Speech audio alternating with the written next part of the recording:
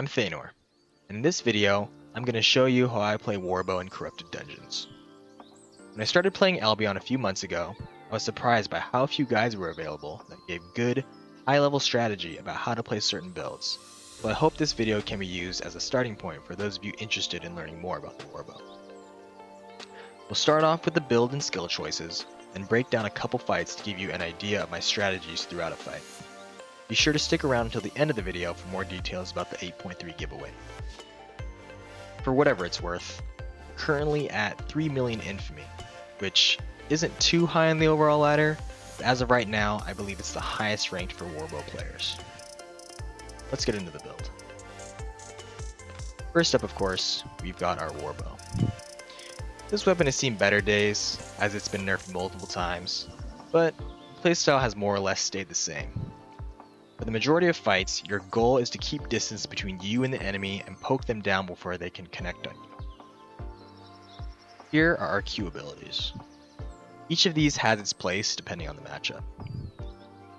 The new multi-shot is very useful versus melee builds, as it allows you to knock back the enemy on a very short cooldown. It also gives bows an interrupt that can be very clutch in denying enemy spellcasts. Deadly Shot is a long-range poke ability that you'll use in most ranged matchups. It's a bit boring, but has good range and can be very important when trying to keep enemies in combat so they can't regen HP. Lastly, we've got Poisoned Arrow. Poisoned Arrow is our highest damage dealing Q ability, so you want to use it in brawly fights where you expect to sit in auto attack range for an extended period of time. Typically use it in mirrors versus other warbows, bow of Badons, and fights against One Hand Frost and Chill Howls. Next up, we've got our W abilities. But honestly with Warbow, there's really only two viable options. First, it's Frost Shot. Frost Shot is arguably the defining ability of the bow tree. It is one of the shortest cooldown mobility skills in the game, as a built-in slowing mechanic. It can be used to either push in or kite away in a fight. You'll use this ability versus all melee matchups and all high mobility matchups. Our second choice is Ray of Light. This is the ability that really got me into bows. The idea of a long range skill shot that could root players from afar was super appealing to me when I first started playing Albion. When it comes to damage output, it's absolutely our best option. Ray of Light is used in a number of ranged matchups, but definitely takes a backseat to Frost Shot in overall usage. I tend to use Ray of Light versus Fire Staffs, Curse Staffs, Crossbows, and Nature Staffs. Third, we've got Warbow's Magic Arrow. This ability is notorious for having an absurdly large hitbox. It's got a relatively short cooldown, though as far as projectiles go, it's also pretty slow. And while recent updates have made it feel a little more clunky, ultimately it's a hard-hitting skill shot that will make or break how well you perform with your Warbow. And finally, we've got our weapon passive. Now, I used to exclusively run with Energetic because I noticed in some of my longer fights that I'd be running out of mana. But more recently, I've been running with Piercing Arrows for the increased overall damage during an engagement. Oftentimes, the outcome of a fight will be determined long before I'm even out of mana, so the mana regen passive can end up feeling a little bit useless. But the increased damage I get from Piercing Arrows, even if it's only something like 100 HP, end up being really meaningful in a close fight. I found that slow poison is largely irrelevant. That's because the auto attack slow never really feels noticeable enough to even be worth it. Now onto the Guardian Helmet. Guardian Helm works very well for our build because our fights tend to drag out for an extended period of time. I typically get at least 2 casts of Guardian Helmet off per fight. Each one heals for roughly 13% of my overall health. It also significantly improves our matchup versus Curse Staffs and Badons because it removes their dot, which is a significant portion of their damage. Our build has minimal CC, so I always take Toughness as my passive instead of Authority. Assassin Jacket. Alright, so Ambush here gives us the flexibility to waste enemy cooldowns, cancel major enemy abilities, and even reset entire fights. Learning when and where to use your ambush is a significant part of the skill cap of this build. Sometimes, I see players panic and use it at the first sign of danger, when, for certain matchups, you need to save it to deny certain enemy cooldowns. Having patience and understanding the value of those 8 seconds where the enemy can't target you is what sets many Warbow players apart. I use the ambush ability for almost all matchups. The exception is when I'm facing Frost Staffs, Curse Staffs, and Bow of Badons.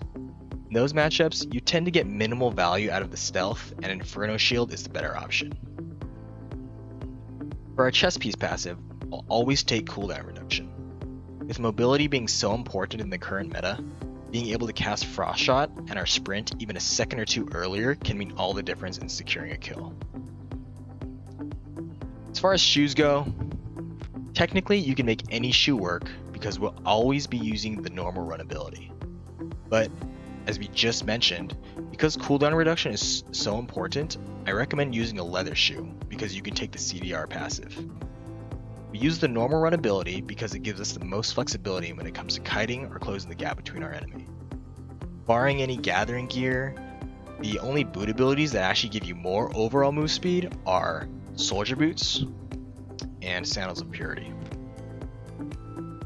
Now, hover on Sandals of Purity can also be a good option, but there's definitely pros and cons to it.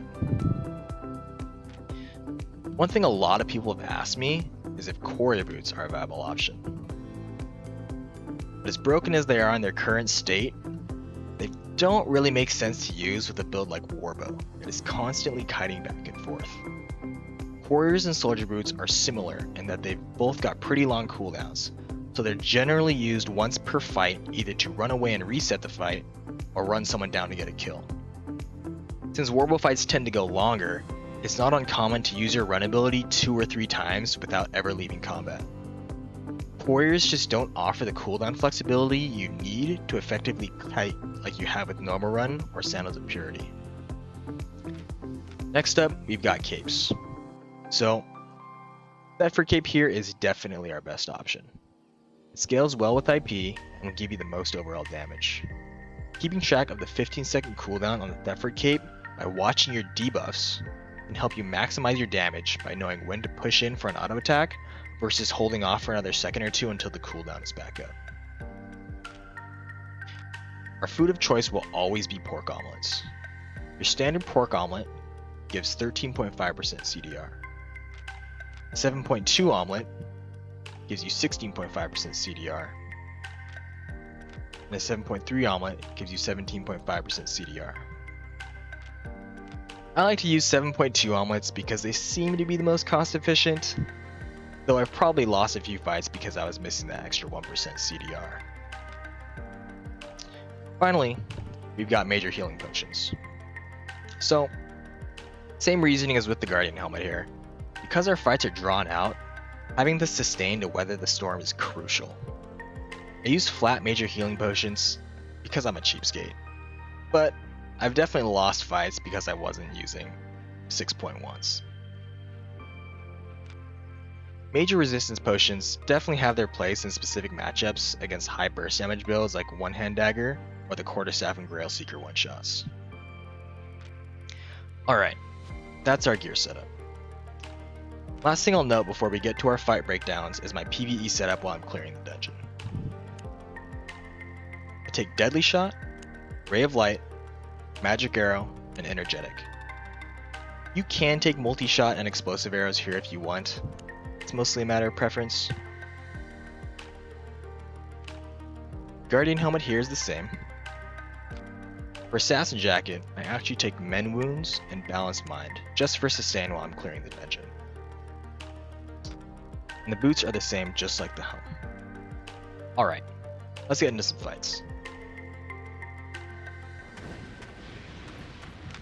Okay, first fight here is versus a Broadsword that was in one of my previous videos. I looked this guy up, and he's got 3.4 million infamy and almost 900 million fame. So he's not some complete noob I'm using as an example. I wanted to show you this fight to give you an idea of what I'm thinking about as I'm cutting a melee. Versus swords, the entire matchup revolves around whether or not he's able to close the distance between us while maintaining the sword stacks that give him increased mobility. If he manages to connect on me, and I have nothing to put distance between us, he'll stack up his movement speed and just auto-attack me to death. Each stack gives him 12% movement speed, up to a total of 36% movement speed, and he can get them by queuing me or using Iron Will. If he is using Iron Will, I need to play very safe and be sure he can't chain sword stacks to run me down. If he's playing Parry Strike, I have more breathing room mobility-wise, but I can't be popping off magic arrows on cooldown, or he'll reflect them and I'll take major damage. We'll let the rest of the fight play out, and then break it down play by play.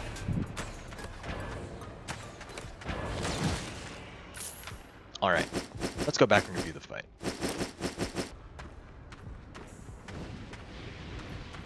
Okay, so the moment he gets in range, the first thing I do is inspect him to see his build. So I see he's got a bit of a unique build here. Most swords don't run Cultist Robe, but since I'm running multi-shot anyway, this seems great for me since I'll have an interrupt ready for him. I also see that he's running Soldier Boots. I definitely should have verified if he was running Normal Run or Wanderlust, so that's already a mistake on my part here. But I do quickly check his weapon to determine if he's running Iron Will or Parry Strike, as that will significantly affect how I decide to play this matchup. He pops Iron Will to get a speed boost and immediately closes the gap by Eing me. I get myself some room by multi-shotting him back, and he responds by overcharging and popping his Cultist Robe. I interrupt the cast, but don't get too much value because he was already pretty close to full health. I actually expected him to try and run after I knocked him back, so I had popped my own run to chase him. That was definitely a misplay on my part because now I don't have run, and he can rush me down with his Soldier Boots.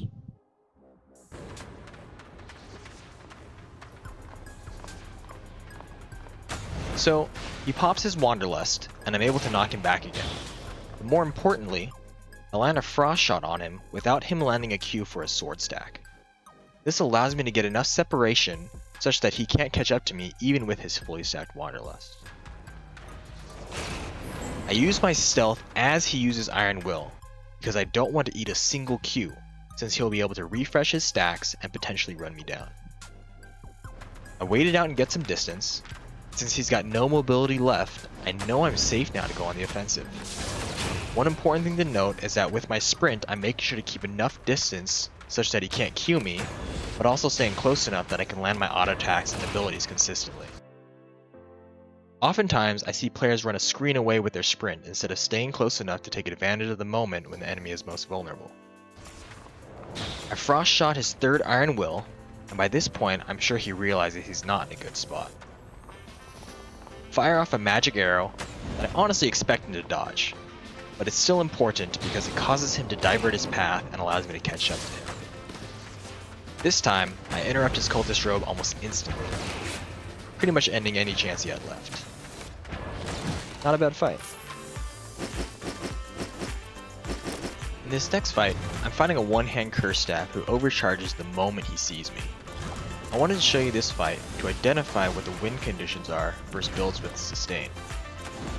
One-hand Cursed will typically run Spectre Hood and Mercenary Jacket for some insane sustain due to their dot damage. I didn't check his weapon skills here, but I assume he's running Vile Curse and Desecrate since that's a pretty typical setup. This Curse Staff is running Courier Boots, so managing to actually kill him will be tricky.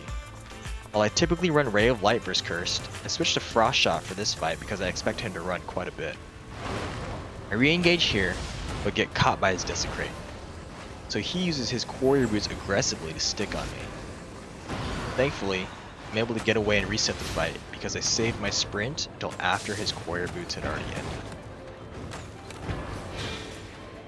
For me to win this fight, I need to bait out his Courier Boots so he can't escape, and also bait out at least one Bloodlust so he can't out-heal my damage with his second Bloodlust from his Spectre Hood.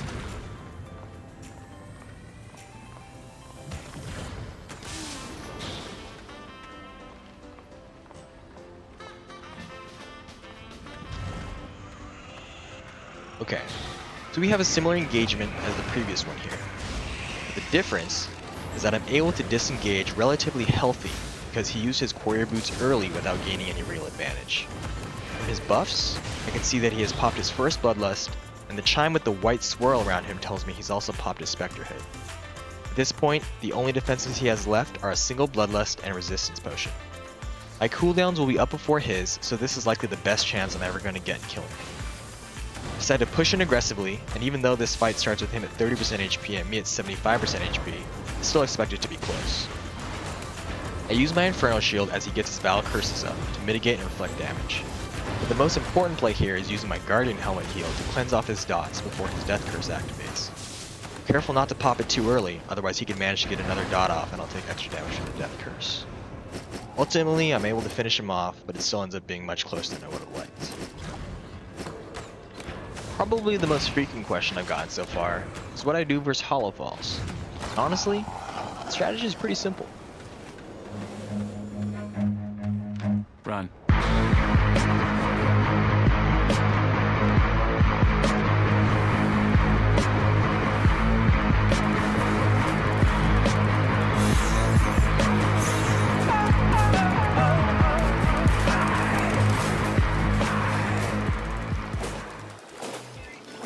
Yeah, honestly, Hallowfall can out-heal a Warbow's damage by just pressing E on cooldown.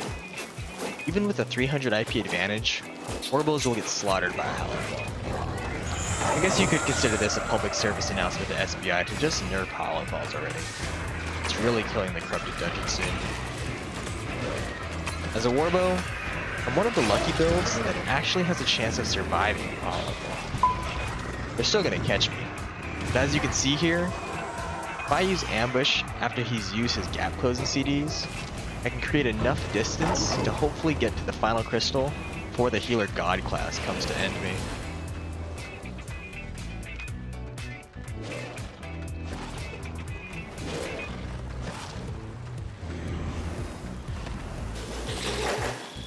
Hallowfall's kit is already so good on its own, the players are now able to run Royal Jacket to get their abilities back even faster, magnifying all of the advantages they already have. I'm hopeful that the upcoming Hallowfall nerfs are enough to bring them in line with the rest of the weapons, but I don't think it's going to be enough. Either way, the next patch can't come soon enough.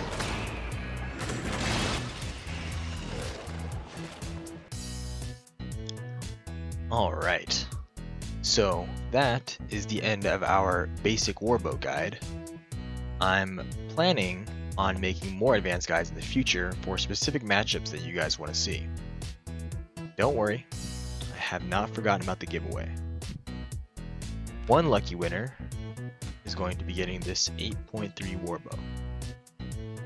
All you've got to do is like this video, subscribe to the channel, and leave a comment below about what matchup you'd like to see in the next guide.